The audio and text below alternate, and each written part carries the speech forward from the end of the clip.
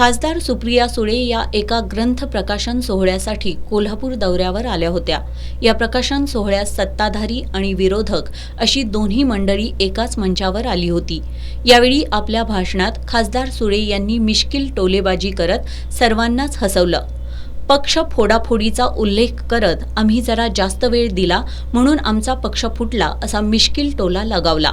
मी अनेक वेळा गमतीने पार्लमेंटमध्ये सांगते धैर्यशील मानेंना, तुमचा पक्ष फुटला कारण का वेळ देत नाहीत म्हणून, आमचा पक्ष जास्त वेळ देतात म्हणून फुटला। अशा गमती आयुष्यात होत असतात। शिंदे या आडनावावरून सुद्धा त्यांनी मिश्किल टोला लगावला। मला भांडायला शिकवलं, मला भांडायची गरजच पडली नाही कधी, कारण का मी एकुलती एक होते।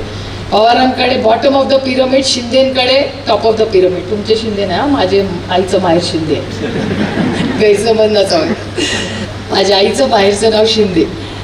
माजी पंतप्रधान जवाहरलाल नेहरू यांच्या नावाचा उल्लेख करत 60 वर्षात काय केलं याविषयी सुद्धा शायरीच्या माध्यमातून उत्तर दिलं। मी आवर्जून पंडित जवाहरलाल नेहरूंचा उल्लेख का करते इथे, ही माझी आयडिओलॉजी आहे म्हणून नाही, पण या देशामध्ये जिथे प्रचंड अंधश्रद्धा होती त्या काळामध्ये साइंटिफिक टेम्पर अड़ून क्रांति घडो। 60 साल में क्या हुआ, जिस स्कूल में बेटा तुम पढ़ते हो ना, तो स्कूल उसी सोच की थी। त्यामुळे ते विसरून आपल्याला चालणार नाही, आणि प्रत्येक गव्हर्नमेंट हे काम करतच हो।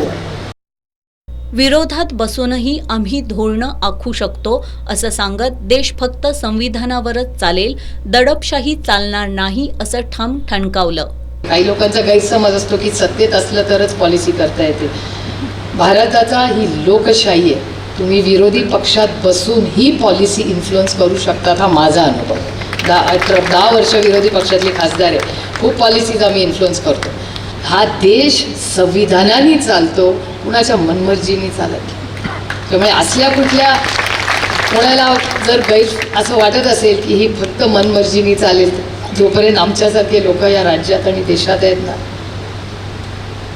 कितीही किंमत मोजावी लागेल ती मोजू, पण संविधानानेच देश चालेल आणि त्याला शौर्य लागत नाही, अजिबात शौर्य लागत नाही।